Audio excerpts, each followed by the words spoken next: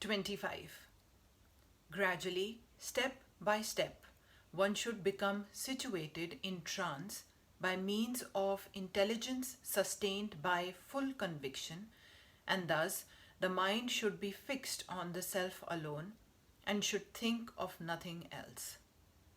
By proper conviction and intelligence, one should gradually cease sense activities. This is called pratyahara. The mind being controlled by conviction, meditation, and cessation from the senses should be situated in trance or samadhi. At that time, there is no longer any danger of becoming engaged in the material conception of life. In other words, although one is involved with matter as long as the material body exists, one should not think about sense gratification. One should think of no pleasure aside from the pleasure of the Supreme Self. This state is easily attained by directly practicing Krishna consciousness. Text 26.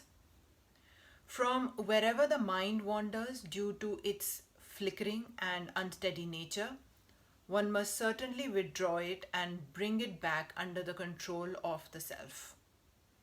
The nature of the mind is flickering and unsteady, but a self-realized yogi has to control the mind.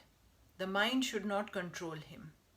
One who controls the mind and therefore the senses as well is called Goswami or Swami, and one who is controlled by the mind is called Godasa or the servant of the senses.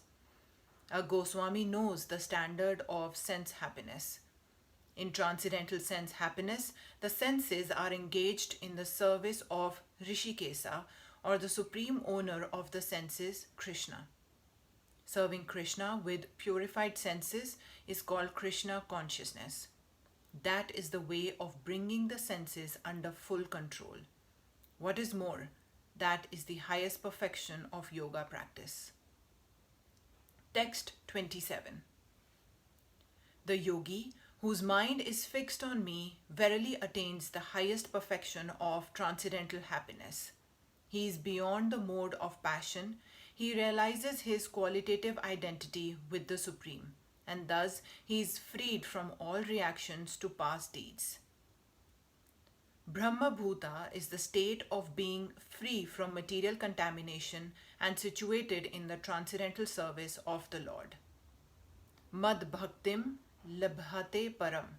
One cannot remain in the quality of Brahman, the Absolute, until one's mind is fixed on the lotus feet of the Lord.